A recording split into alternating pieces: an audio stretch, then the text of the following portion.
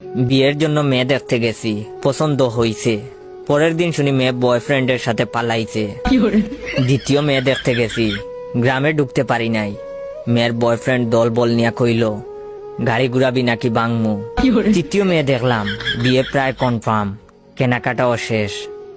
বিয়ের আগের দিন মেয়ে ফোন দিয়া কইল বয়ফ্রেন্ডের লগে রাগারাগি করে বিয়েতে হা বলছি, এখন ঝগড়া মিটছে, আমাকে বিয়ে করলে করতে পারেন, তবে আমি চান্স পেলেই বাগবো। চতুর্থ মেয়ের সাথে প্রায় বিয়ে হয়েই গেছে, প্রথম কবুল বলে ফেলেছি। দ্বিতীয়টা বলার আগেই মেয়ের বয়ফ্রেন্ডের অতর্কিত হামলা, লাঠির বাড়ির চুটে গাল অমনেই হা হইয়া আছে, 3 হাত পা ভাঙছে, হাসপাতালে নেওয়ার কেউই ছিল না। পঞ্চম মেয়েকে দেখতে আমাকে হাসপাতালে রেখেই বাপ মা মেয়ে দেখতে গেছে। মেয়ের বয়ফ্রেন্ড হাসপাতালে আইসা আমার বাকি পাটাও ভাঙছে।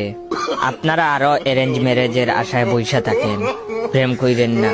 তবে আমি মনে মনে সিদ্ধান্ত নিয়ে ফেলেছি, এই জীবনে আমি আর বিয়ে করবো না। তবে আপনারা কমেন্ট করে বলবেন, আমি কি ষষ্ঠ মেয়ে দেখতে যাব নাকি এভাবে সিঙ্গেল থেকে মরবো।